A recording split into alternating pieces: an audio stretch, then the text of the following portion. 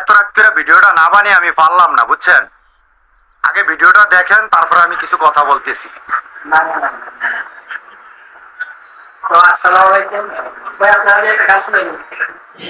হ্যাঁ, গান শোনায় দেখছেন আপনারা এর ভাবটা কি দেখাইছে, এ ভাবটা কি দেখাইছে দেখছেন। ভাই বলছে একটা গান শোনা। তার কারণে মানুষ বলে ভাই অল্প পানির মাছ বেশি পানিতে পড়লে বেশি তৃপ্তিরায়, বুঝছেন। পরে কুন্ত্রিক আপনারাই ভাইরাল বানাইছেন। আর ওই কি ভাবটা দেখাইছে আপনারা দেখছেন বিষয়টা। এই হলো দেশের পরিস্থিতি। সবাই ভালো থাকবেন, আল্লাহ হাফেজ। কালা বিলাই টিমের মোবারক ভাই, আপনাকে আমি কিছু কথা বলে যাই, মন দিয়ে শুনে যাবেন।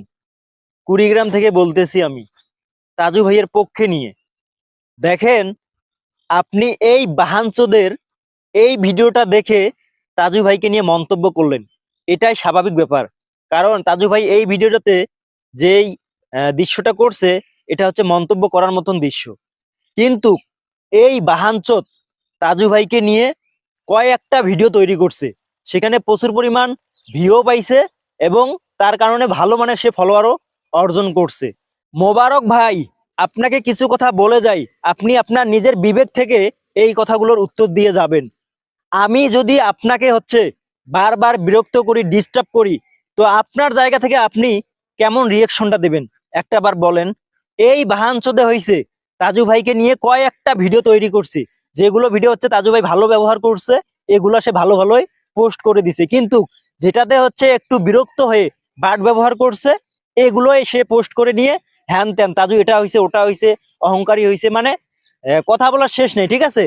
তো যাই হোক, আপনি হয়তো তাজু ভাইকে নিয়ে যে এফবিসিতে তাজু ভাই গেল, এখানে এফবিসিতে তাজু ভাই যাওয়ার পর সে হচ্ছে একদম অক্ষ দক্ষ মানুষ, তার লেখাপড়া কিচ্ছু নেই, সে যে এই স্থানে আসছে এটাই তো আমাদের জন্য অনেক বিশাল ব্যাপার।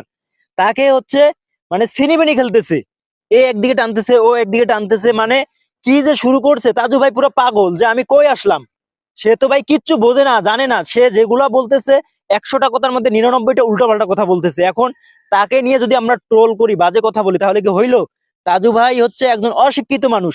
এফবিসিতে যারা থাকে তারা কি মোটামুটি শিক্ষিত না? তাদের কি লেখাপড়া আছে না? তো যেগুলা শিক্ষিত মানুষ, শিক্ষিত হয়ে একজন অশিক্ষিত অজ্ঞ মানুষকে নিয়ে ট্রোল করতেছে বা তার ভিডিও নিয়ে ক্লিপ নিয়ে হচ্ছে তাকে বাজে মন্তব্য করতেছে, তাহলে তাজু ভাইয়ের স্থানটা আর ওই সেই ব্যক্তিগুলোর স্থানটা কোথায় রইলো? কতটুকু কম বেশি হইলো? আপনি একটাবার চিন্তা ভাবনা করে দেখেন। সে হচ্ছে ওখানে যাওয়া মানে সে মানে ভিডিও করবে, তারপর হচ্ছে জাতিকে দেখাবে, কিন্তু সে তার জায়গা থেকে মানে কতটুকু করতে পারলো? সে তো মানে মানে একদম বিরক্ত। একটা মানুষ কখন হচ্ছে এইসব ব্যবহার আচরণ করে? যখন হচ্ছে সে মানে লিমিট ক্রস করে ফেলে। আপনাকে যদি হচ্ছে এ একদিকে টানে ও একদিকে টানে, মানে এ এসে এক কথা বলতেছে ও এসে এক কথা বলতেছে, আপনি আপনার জায়গা থেকে কি করবেন? আপনি তো হইলে কানের তলামালা একদম ফাটাই ফেলতেন, যেগুলো এরকম রাব ব্যবহার করছে। আপনি হচ্ছে ওই ভিডিওগুলো দেখে একটু নিজেকে প্রশ্ন করেন, ঠিক আছে। আমার তো মনে হচ্ছে যে তাজু ভাইয়ের জায়গায় যদি আপনি হচ্ছে মোবারক ভাই থাকতেন, যারা হচ্ছে এই রাব ব্যবহারগুলো করছে, আপনি তাদের কানের তলা ফাটায় মাটায় একদম লাল করে ফেলতেন। কারণ যে আচরণগুলো তারা করছে, তারা হচ্ছে সেইগুলোর প্রাপ্য, আপনি সেগুলো দিয়েই আসতেন। কিন্তু তাজু ভাই হচ্ছে একজন সহজ সরল মানুষজনের, তিনি হচ্ছে তেমন কিছু করতে পারেন না বা কিছু বলেনও নেই। জাস্ট হচ্ছে উনি কথা না বলে বাহির হয়ে আসছেন।